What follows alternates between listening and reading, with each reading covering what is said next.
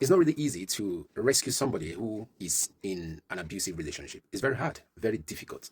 And that reminds me of a very popular quote by Harriet Tubman. Harriet Tubman, yeah.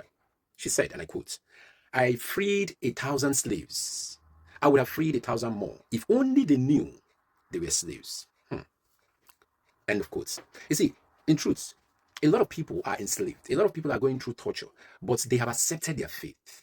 They don't see it as torture anymore. They don't see it as oppression anymore. They don't see it as suppression or repression or subjugation because it has become part of them. There is a level you torture somebody, there is a level you abuse somebody, there is a level you oppress somebody. They will begin to believe that that's torture and oppression is normal. And when you don't torture them, when you don't oppress them, it feels abnormal. And that is exactly what a lot of people that experience abusive relationship go through, especially when the partner is manipulative, cleverly manipulative, now has a little bit of money. When there is a little bit of money that covers the eyes of the person that is being oppressed, there are lots of factors that this person will be considering. I have encountered many people. I once had a friend a long time ago, and one of her greatest worry was, if I leave this man, where do I start from?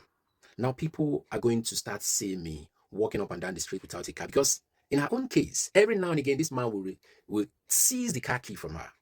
She will need to beg and cajole him. This is somebody oppressing you. And eventually, he will release the car. So, everybody within the environment knows she drives. And these are the kind of lives that she has become used to. Unfortunately, not her fault, but you have to put all these things in perspective. Where will I start from? That is the first question. What will I tell people? And people will not even believe. Because in her own case, this guy was really nice to outsiders. He is a free giver, a cheerful giver. Nobody will even believe her story. And from her appearance and everything, you will never even suspect. These are people that even when they are brutalized with injury, with bruises on their face, they will make up stories. How do you save such a person? It's difficult. They always defend. They always make excuses. They always have an argument to make you understand that it is impossible. It's like trying to give them a bitter medicine that will heal them of that sickness. They'll say, oh, this medicine is too bitter.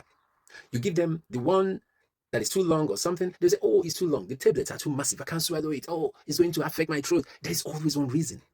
But guess what? The only person that can save an abusive person, not an abusive person, the only person that can save the abused is the abused. Until the day that abused person is ready to redeem themselves and release themselves from the shackles of subjugation, oppression, repression, and perhaps depression. That shackles will remain there for a long time. You can only try. You can only try to help them see the shackles. Like they say, you can take a camel. Is it camel? No. You can take a donkey or a horse to the river, but you can never force that donkey or horse to drink from that river. But at least you have tried to take the donkey to the river. That is just your job. And you don't have to force them to accept whatever you say. You don't have to force this liberation and redemption and freedom on them. No, that is a big mistake because it is natural to get angry when you're trying to tell somebody, you have to do this. Can't you see it this way? No, they don't see those things the way you're seeing it. There is a lot of factors they have to consider.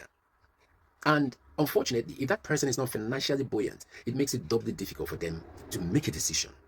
But at the same time, if you are an oppressed person, if you are living in an abusive relationship, I beg you, don't be too concerned about what people will say because that is usually the case. You see those people that you're worried about? God forbid anything happens to you. You go down 6 feet below, they will come to your funeral, eat jollof rice, drink, and go back to their homes. So it is all about you, your safety, your inner peace, and your life. Peace.